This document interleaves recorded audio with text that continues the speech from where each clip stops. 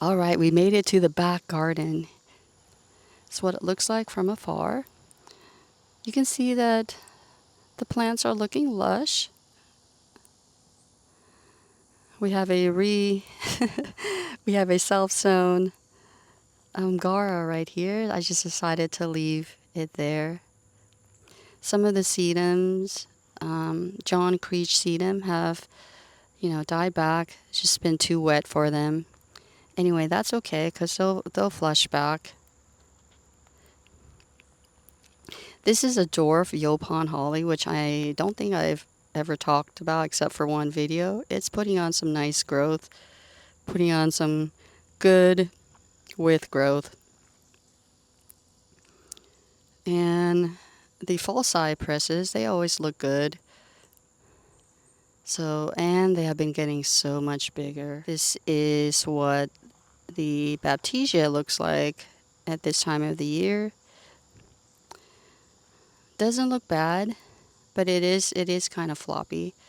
It covers up that area really nicely, but it's not an area that I want to get covered up because it is covering up the nice sedum underneath. So yeah, I could cut it back if I want to, but you can see that it's looking very lush.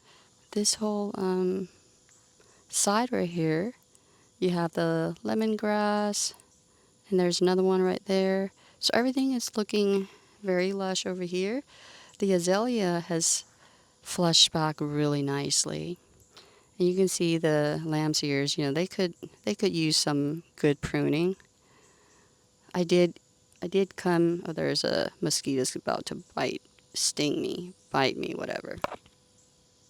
Yeah, so I did come here and prune some of the daylilies back, the dead foliage, and the ones that don't, the leaves that didn't look good. So let's look at this space right here. You can see that it's more filled in at the top, and as you come down, we can sure use some more plants. We have the pink muley grasses along the border. They're coming along. They were divided, I think, in the spring, maybe late spring. So this year I know they're going to be struggling. They're not going to be what they used to look like. And I'm okay with that. I just need to maybe transplant some of the daylilies from the various spots and put them along here so the board here does not look bare when the pink muley grasses are not coming in yet, or they're not filling in yet. So anyway, I always say I do need more ground covers here, or the ground covers just need to grow very fast over here. Arborvitaes, the blue point junipers are doing really nicely, and I know each year they're getting taller and taller. Now we're at the middle level of our hillside garden. More autumn joy sedum. You can see this lamb's ear is struggling. English thyme looking good. Bluestar Juniper is looking really good here. And I think this is called Sea of Gold Juniper. Not bad.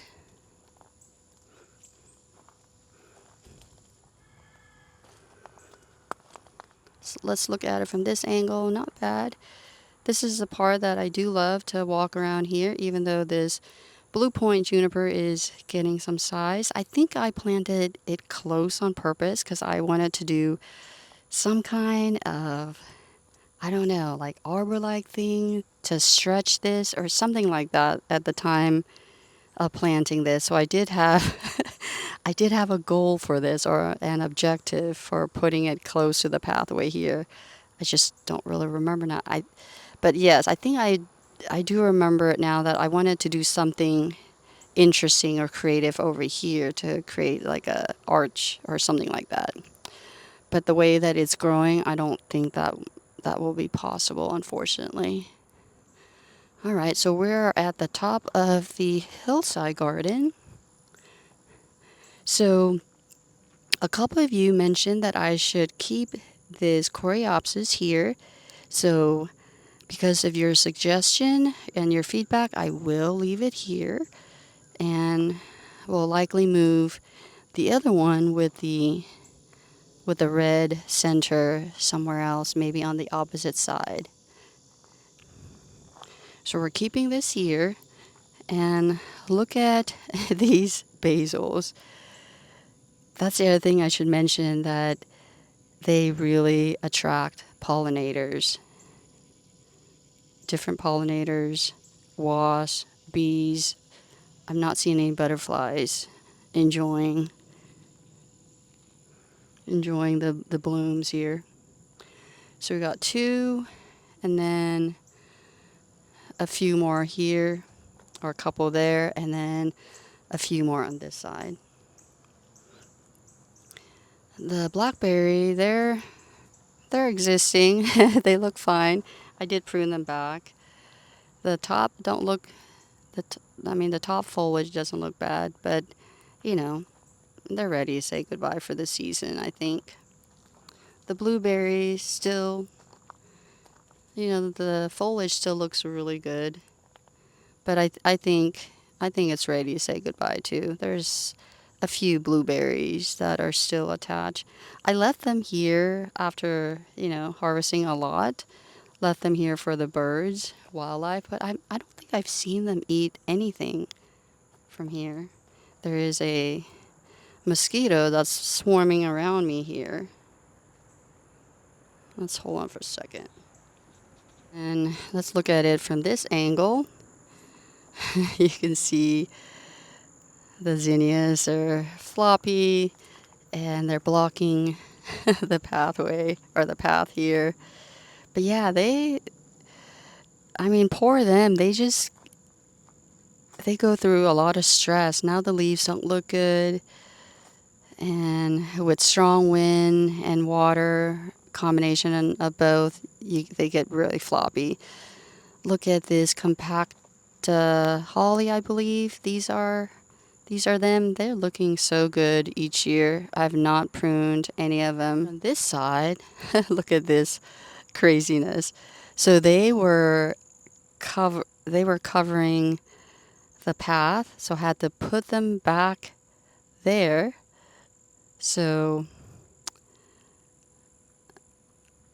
they wouldn't, block the path, the walking path. Those guys are standing upright, so not bad. But you can see the foliage, the leaves don't look really good right now. So this is a time when you really feel like you want to cut them back. If you want them to reseed, I would just wait and just tolerate them. You can prune a lot of them back and just save some to go to seed, and I think you should be fine with having them come up next year. So if I can't stand this much longer, I'll just take them all down, the ones that are floppy, and just leave the ones that are good. But I should leave the ones that are in different colors, so that way next year they'll cross with one another and we'll get like different colors instead of just one color. So anyway, yeah, this is what they look like.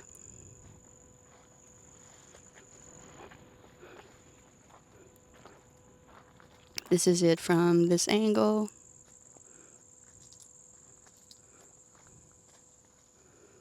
So from afar, they do look really pretty. And let's give you an overview of the hillside garden from this angle up top. Doesn't look bad, right? It looks kind of nice. You can see all the lush plants from afar. The calla lily in the middle there, it's ready to say goodbye. There's yellowing, browning. Yeah, it's ready to say goodbye. Oh, look at that. Is that a swallowtail butterfly?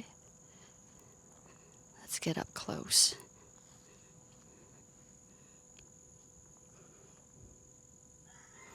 It's so magical to see butterflies and bees and hummingbirds. Irises, they're not doing so good. So that's the bridge garden area. Yeah, not doing good. The Bluestar junipers, the ones that were transplanted, I want to say last fall, they don't look too good right now. They're just existing. We got several of them, and there's one behind me. Yeah, they don't look good. And those lemon lime Nandinas, I don't know. I don't really like them. I thought I would like them, but I don't like them. They're just existing. They just exist for me, unfortunately. That's all that they do. They just look like that. And even though they serve, as a hedge, I mean, look at the plant. They don't really look good. I don't remember them looking good at any season. I could be wrong. I could be ignoring them, because of my, ignoring them that I don't notice when they actually look good. I would say the best would be in the spring, right? So let's look at from this angle of the bridge garden. Could be better. All right, let's go over the bridge. And something that here's the thing, the Indian pink that I planted? I somehow forgot it, just ignored it, did not come here to water as I should. And, the reason I did not, because I knew that we were getting consistent rain. But as mentioned, the times that we did not get the rain, it would get really hot. So unfortunately, I think this plant is a goner. Put it in the wrong spot. I'm pretty sure it's getting more sun than it wants over here. So note to yourself as well. It likes moist soil in a shady spot a lot better. All right, so Gardenia here, another Jubilation Gardenias, doing really good. So if you notice, I chopped the top of the Japanese Magnolia. So now it looks more wide than tall, right? I decided that I just went ahead, just go ahead and do it. I had been thinking of doing it for 2 to 3 years now, but just kept delaying, kept seeing how it would grow, if I would like it, if it's gonna, look better. Because I knew that there was going to be a leader that would keep growing. I just did not like the look of the whole plant. So, and this is supposed to be like a kid-friendly garden, so keeping everything on the shorter size makes sense. So I think it looks better. So now, whenever you hear, I think you notice it more. At least I do. It makes more of an impact. It's just having it be a smaller tree. All right, so coming to this side, so we're in the woodland garden now. Look at the Estilbes. They don't look good either. They're ready to say goodbye. Now, where I have them, could be that they're not getting the moisture that they need, and they're probably getting too much sun as well. So I am hoping that at least half of them, there are four there, half of them would make it to next year, next spring. So yeah, I should be better at watering these. If these were closer, you know, to where I could see them, like in the front garden, I know that these would have looked better. And transplanted this soft caress Mahonia, and I think it likes this location a lot better. There's no competition with the Japanese maple, and once it gets bigger, when we're standing on the opposite side of that of the bridge, you could see it better. So there's more of an interest on, when you're looking straight ahead.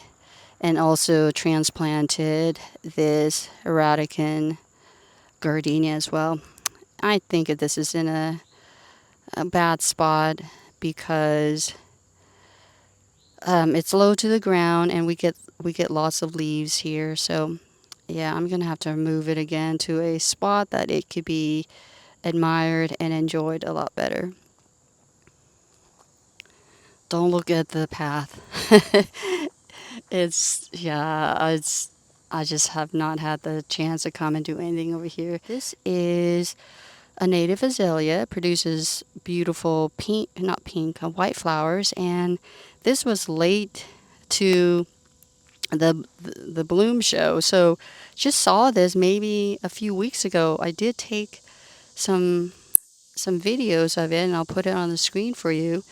Yeah, I was so surprised. I was standing in the back porch, and I was like, "What is that white thing?" So anyway, yeah, it was blooming. You can see the blooms have died back or died off, but yeah, they were there. So it's looking nice, but still small and sparse. This one is definitely just existing. Yeah, every year around this time, this plant looks like this. This is a Japanese magnolia as well. This is Southgate Rhododendron. They have put on, all of these guys have put on some good size. They don't look bad at all. So there are 3 of them there. Very nice. Let's look at our Edgeworthia. The leaves are just smaller, and I think that's the reason. The reason for that is because we got these suckers that are doing so well. So in another video, I mentioned that I do want to get these to come up and see if the top could be cut back. So this plant had an injury due to a fallen limb on it. So I think once the suckers have come up, I'm assuming the top of the plant might not look good anymore. It actually might die back. So if that's the case, it'll just do its natural thing, and these smaller guys will come up and replace the top. So anyway, this is what it is looking like right now. All right, let's look at our edibles here. We got pink variegated, lemon. I do see a bloom bud, another one. I mean, they were all gone, and I guess maybe this is the second flush of blooms or something. So looking lush, but no fruits yet. Banana could be better. As mentioned, it wants to be in the ground. And look at our ginger. These guys have put on so much growth with all the nice rain. So look at that. I'm so excited to harvest maybe one rhizome and see how big it has gotten. So that's one of the things I'm excited about with the edibles. Taro, these guys are still small, but they're still looking very healthy. This is the spreading Japanese yew. I think I'm saying it wrong. It's a Japanese spreader yew, something like that. It's looking better than when it was in the front, but I know this spot may still have too much direct sunlight. So it might need to be moved again to a more shadier spot, and I think it will do really nicely. So I am impressed with this so far. This is Carolina Sapphire Cypress. It is looking good, I think.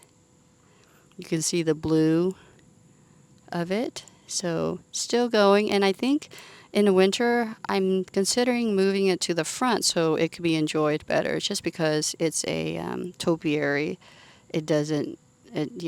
It will look better in a more domesticated area versus the woodland area. All right, let's talk about the camellias. Most of the leaves fell off when we came back from vacation. The end, a week before the end of June.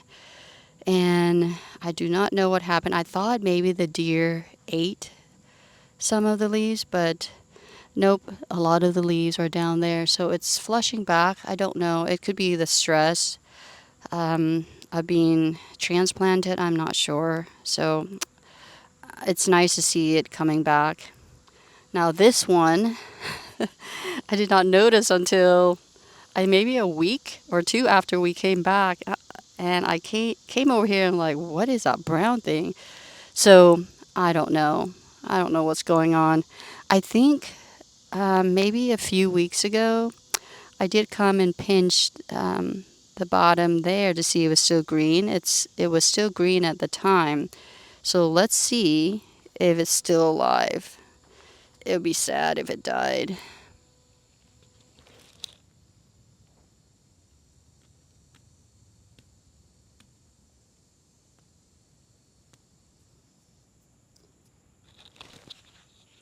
Yep, it's still green, so it's still alive. So just gonna leave it here and see what it will do. But when I try the top, like it was not green anymore. So let's try farther up around here, which I did not do. See if it's green.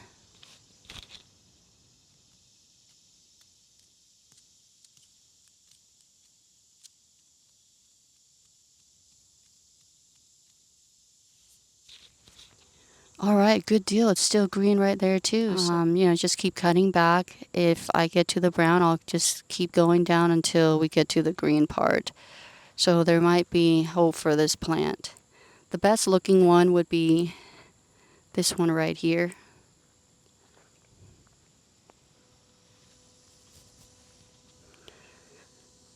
So interestingly enough, this one gets the most afternoon sun. I thought it would be okay because where it was in full sun, but I think it was just transplant shock. And it transplanted really well. That's why I didn't cut any of it back. I mean, hindsight, I should have just gone ahead and cut it back. Maybe I was just experimenting.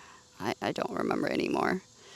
All right, so yep, that one is dying, but still not completely dead yet, which is good. This is our yellow bloom Magnolia, and I know that the plant is alive, barely any leaves, so it's ready to say goodbye for the season. And look at my angel white lilac. I think it got too wet again. I think I came to find out that this plant does not like it too wet. When we came back from vacation, it was the all the leaves were gone. Well, a lot of it was brown. And then it came back when, we went through a period when we didn't get rain. And then we got a lot of rain again, and this is what it looks like. So I know the plant is not dead, but it does look like it's dying. So it wants to go to sleep. It has had it with this season. I'm sorry, guy. You see this monstrosity here?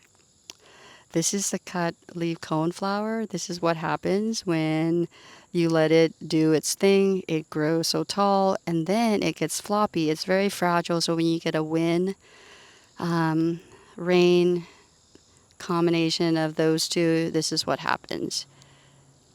It's completely blocking the path. So I could either cut everything back or I can find a way to tie it together and support it. I don't know. I might just cut it down because I'm pretty sure it's going to flush out new growth. But the blooms are nice. Look at that. Finally seeing blooms. And lots more are going to be coming up. Lots of blooms. Yeah, so if you have cut leaf coneflowers, make sure that you prune them back before they get like this. The one behind it is the one that was pruned back. So is this one right here. So that one's looking really good. And let's look at the Stella Ruby Magnolia. It was mentioned in another video that more likely it's going to come out because it's just in the wrong spot. I did not know. I mean, I don't want to blame myself for everything, but yeah, I did not know what was going on. There's an electrical wiring that's right underneath the stem was what I was told by the last owner. So there's some dieback of the leaves. So I have not been doing anything to this plant, just letting it be. You can see that it's going through some stress.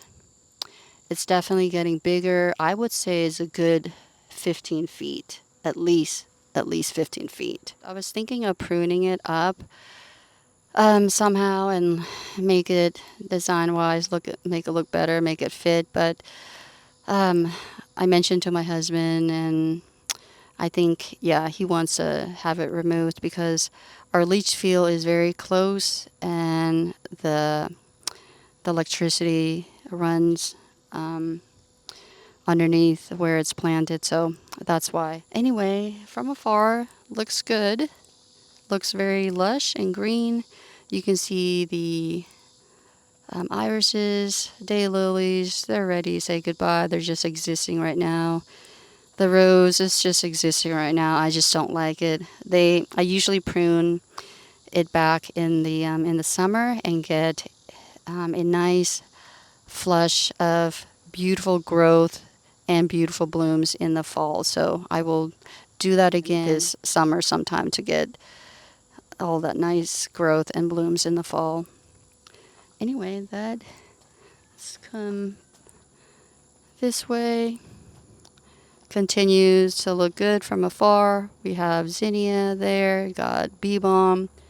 Yeah, we got some edibles. So overall, not bad. Not bad looking at all. You can see that if you look close, some plants don't look as nice as they should be. This Japanese maple that was transplanted from the ground into this container is looking so good. The stress of the summer, the heat has changed its color to green. And we got the zinnia that came up and decided to leave it here, and it's looking so pretty. I think I'm running on low battery, so it's a possibility that the quality might not be so good. More lamb's ear death here.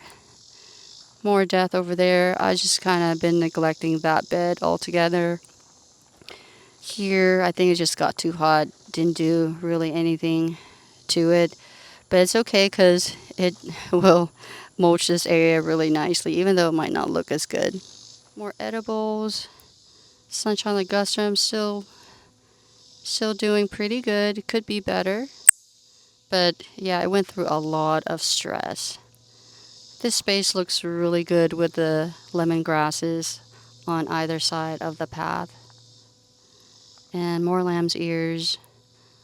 Could look better, but they look like they're existing. They are semi-evergreen, so they're going to have to go through the winter. This is a beautiful view right now. So I don't think I've ever talked this much in a video before that my throat is actually hurting. Anyway, I hope you have enjoyed this garden tour. You were able to see plants that are looking really good, really lush right now. Hopefully you can get some ideas in your for your own garden, especially at this time of the year when it's summer, even though we've been getting some nice weather. And you were also able to see plants that are not doing so good with the nice rainy weather, like the lamb's ears. And you saw that transplanting plants may not always be good. So even though I was staying on top, sometimes, they just need more time for your tender loving care.